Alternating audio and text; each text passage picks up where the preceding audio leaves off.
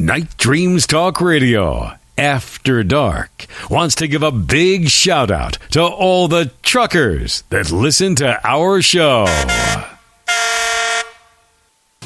Night Dreams Talk Radio Network brings you the World Paranormal News with James Creechbaum. Now, the latest news. I'm James Creechbaum with the Paranormal and World Changes News. A UFO researcher has come forward to say there's a connection between underwater bases as well as a secret government.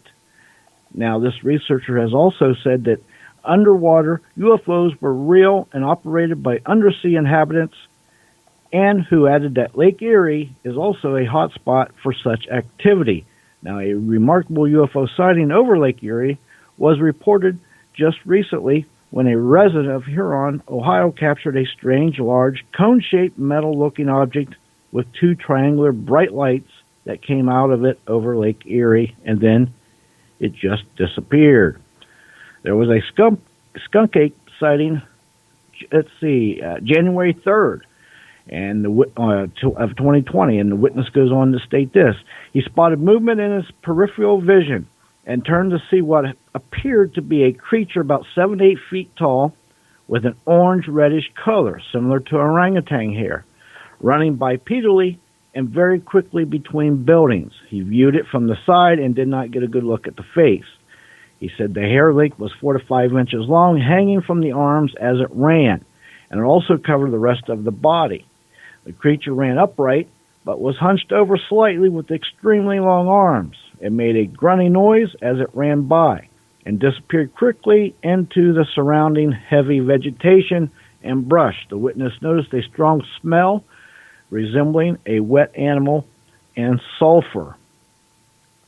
Also, talking about Bigfoots, this came forward with an outlandish claim. This man came forward with an outlandish claim that Lawrence Livermore National Laboratory once housed captive Bigfoot at the facility in the 1960s and early 70s, where they were supposedly tested and studied with the help of scientists from UC Berkeley. It was apparently not without incident, as it seems that the first Bigfoot brought in for study breached security and escaped to run amok within the complex, getting out of its enclosure through the unlikely situation of turning invisible to walk past the janitor at the facility after it opened the door, thinking the room was empty. The commander asserts that this was most certainly a fourth-dimensional entity that could go invisible or even pass through objects at will, and claims of the surreal incident. Also in the news, this is another weird encounter. A witness says, I have two freaky things to say, but here's the first one. In the middle of the night with a buddy and we pulled off the side of the highway to relieve ourselves and switch drivers. This is from a truck driver. And nobody else around on the road. I walked to the side, pitch black. My buddy is just stretching his back or whatever. I heard something in the woods shake a tree. No other way to describe it. A tree about 30 feet away shook. Then I hear something big crashing through the woods, coming straight for us and the car. My buddy and I didn't even say anything. He dives in the driver's seat, and I jump through the passenger window, pants still down. He floors it out of there, legs and pants dangling outside. Never did see anything in the rearview mirror, but there was something out there coming at us. My buddy likes to say he heard me stop peeing when that tree shook. That was a report just recently. Also, here's a report of a Mothman. This guy works a night shift at a local coal mine, and while driving home from work early one morning around 5:30 a.m., he noticed a large creature crouched down in the road. It had bright red glowing eyes that looked directly at him. He said this creature also had very large wings, which were wrapped around it as it crouched.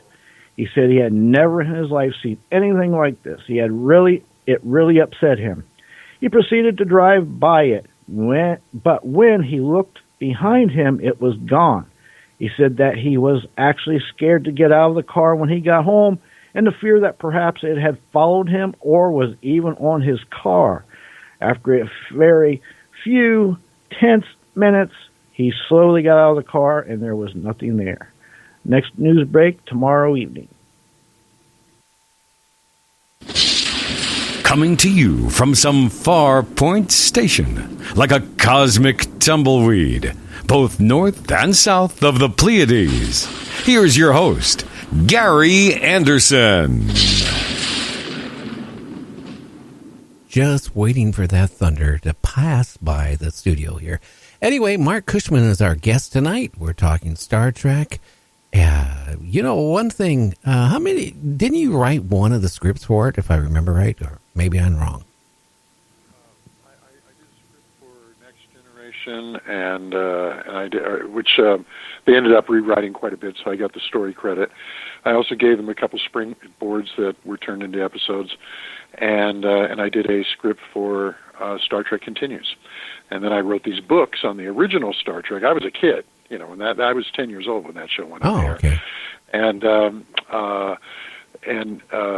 so I did these books because I had met Gene Roddenberry, and I had interviewed him for a local L.A. TV station special on Star Trek, and I asked him if he had kept all the memos and all the production reports and everything from all the episodes and episodes that didn't get made, and he did. Something like 40-something boxes filled with all this stuff, big envelopes for each episode. And so he gave me access to all that and more, and that's what went into these volumes. It was going to be one book, but with all this material, we ended up doing 3 books, one on each season with a chapter on every episode. And it's neat because you feel like you're sitting in the room listening to him and Bob Justman and Dorothy Fontana and Stan Robertson from NBC, and Gene Kuhn talking about the script they're writing this week and the episode they're filming this week and so forth. So you're like a fly on the wall watching the making of every episode of Star Trek, plus the ones that they could not do, either because they would have been too expensive or the network was just not willing to let them make those episodes because they were too risque. So with the memos, you hear them having these conversations. And it's really great to hear Gene Kuhn because, he passed away in 1973, and or was it 74? But one of those years. He passed away really before Star Trek had its giant boom in syndication, or just as it was beginning to. And so we never really got to see Gene Kuhn giving interviews and talking about Star Trek. But he wrote 20-page memos on every episode. And so you really get to hear him talking about these shows as they're writing and making them. So, and you get to know him and get to discover his personality and see his amazing talent. And they all had such talent. You read these memos and you're just so impressed. And that's why the show still works, is because the people writing them and, of course, the cast, that great cast, were just the best you could get. And every episode had a theme, so it was talking about something important, and that holds up. Well, I think the show was way ahead of its time. It really was. And I think Lucille Ball, when she, was pitched it, couldn't have refused it. I mean, because it was so, refreshing what was on TV at the time. It was totally different. Yeah. I mean, if you and you find this out reading the books too, because it takes you back in time. So it shows you everything else that's happening right before Star Trek and during the run of Star Trek. You've seen what the news stories are, which they would incorporate into the scripts. You see the other shows that are in production and so forth. And so, we had Twilight Zone and we had Outer Limits before Star Trek, but those were anthology shows.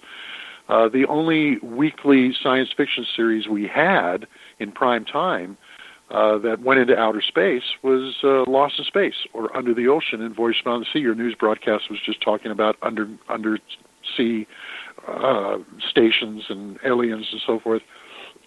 And so Irwin Allen was making those 2 shows, but they were on during the family hour on ABC and CBS.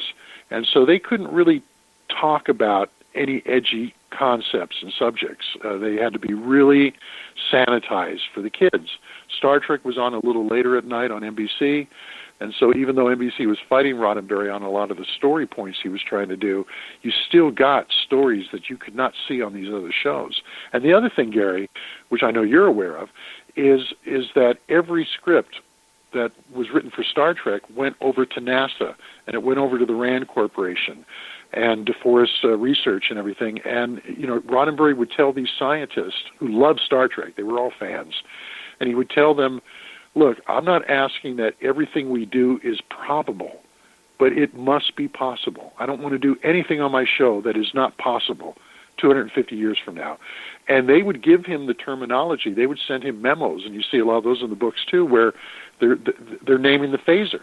They said, I don't think you would use a laser, and it actually stands for something. I can't tell you what it is right now, but all the letters stand for what this weapon could do. And this was all stuff that was coming from scientists. Interesting. Yeah, that's what made the show so believable, too, And here they were talking about warp drive, and we're almost got it perfected, And so, the whole show, it was just, beautifully done.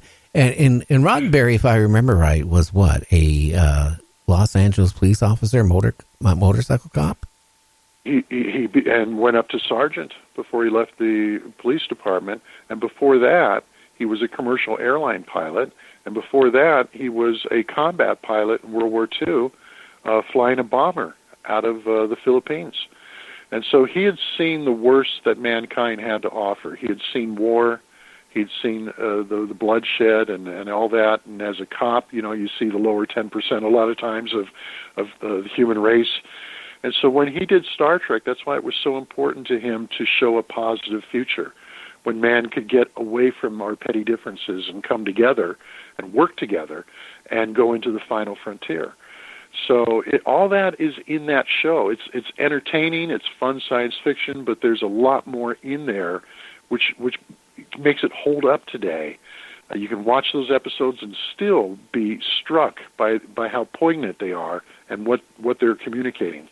Well, I remember the one where the two guys, one guy was black and white, right down the, and the other guy was black and white, but it was on the opposite side. And I remember something was brought up, and he says, well, look, he's different than me. Yeah. Yeah. Kirk says, one of them has come aboard the Enterprise seeking sanctuary. And